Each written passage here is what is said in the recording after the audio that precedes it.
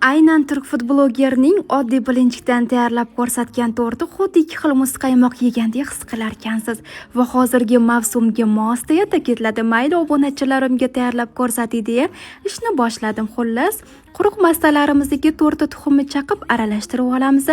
Ketidan iliq sut, yog' quyib, silliq massa bo'lguncha aralashtirib olamiz. Qizib turgan tovada bir cho'michdan quyib past olovda pishirib olamiz.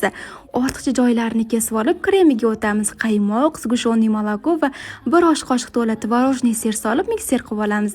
Kremni ikkiga bo'lib olib, bittasiga kakao sovarsanglar, shokoladli kremimiz tayyor. Ana endi birinchi tortimizdan yig'amiz. Oq krem va ustidan shakl berish uchun chuqurcha hosil qilib olib, qora krem bilan to'ldiramiz va kremlab olib, ustidan kakao sepib, kamida muzlatgichga 3-4 soatga yuboramiz. Qizlar, albatta tayyorlab ko'ringlar. Shirinlikka inchiq odamim shunaqa sevib qoladi va yaqinlaringizga ulashni unutmanglar.